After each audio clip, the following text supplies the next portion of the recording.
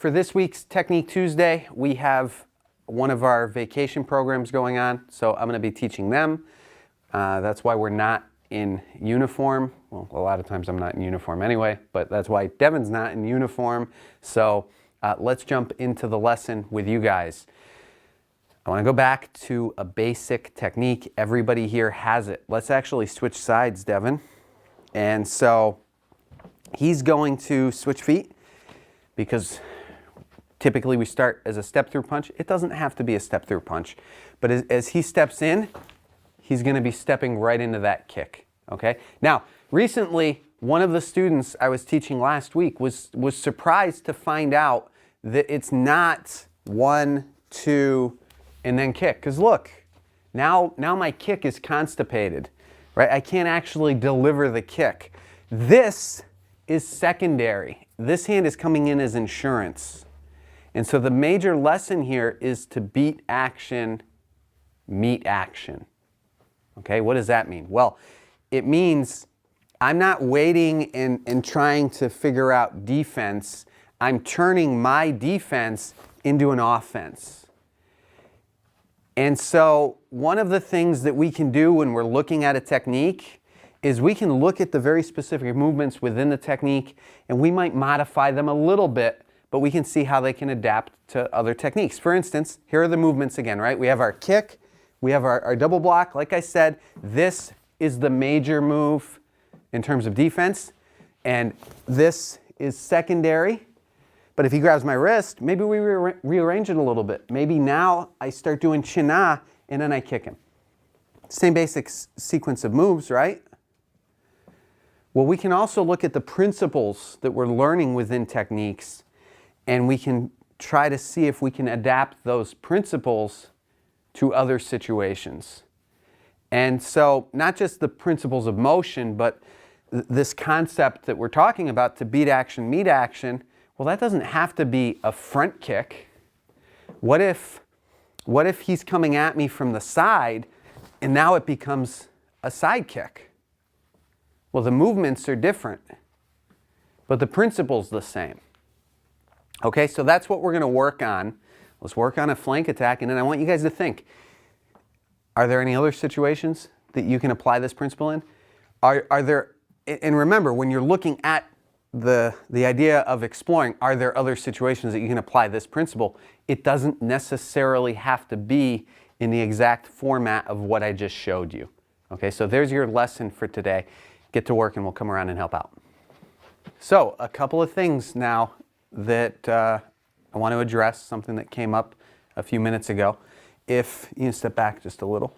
If he steps in with his punch, this is what we started with, right? And then I said, okay, well, let's turn sideways, me, not you. And so he's coming in now, and then that's an alternative, okay? Now you might say, all right, well, then I can do a back kick, and you can continue to apply it. Or you might have thought, hey, there's another technique. Isn't there? If he's coming at me, we have another technique that we use. And there is a relationship there in terms of the principles of motion, the kick, but it's a little bit different, isn't it? Because when he's coming at me here, I'm evading. So we're not applying the concept of to beat action, meet action. We're saying, hey, let's get out of the way. That train's coming at us. I want to get off the tracks. Whereas when he's coming at me here, I'm saying, all right, you can run right into that because that's going to amplify my attack. So that's kind of what's going on there. Now there's another technique. Let's change back to this side. There's another technique you could have referenced. He throws a roundhouse punch. And now we have this technique many of you have, right? I step in and I hit. We might say, well, that's not a kick. And that's the idea I'm trying to get across. When you're looking to establish connections between your techniques, don't just look at your techniques in terms of motion. Understand the larger ideas that are at play as well, the strategies. Sometimes there might be a strategic principle that you're learning that you can adapt from your legs to your hands or vice versa. So when he's throwing his roundhouse punch, when we learn this technique, in a sense, we're going back to day one when we learned this technique. Because now I'm not waiting for that punch to come around. I'm trying to catch him before he builds up momentum. And I'm like I said, I'm using the same concept to beat action, meet action. Now, it might take you until you learn that technique to say, hey, wait a second, if he's throwing a roundhouse punch, if I can attack him with a line, what if he switches feet, and I'm going to do this slow, but what if he now throws a roundhouse kick and I attack him with a linear attack? Well, again, now we've circled back to our first technique, and you see yet another application for that technique. So the big idea is something that I continually stress, both in class and online, and that is search for connections between your techniques. It's those connections that give what you're learning from your techniques power, because it's not going to be that effective. If you have 100 different techniques to deal with 100 different situations, you're not going to be very competent.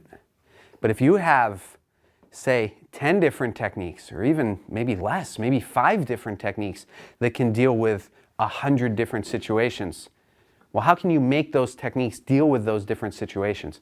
It's the connectivity between the techniques. It's understanding how to take those lessons and translate them into different situations. So keep searching for connections. Get back to work.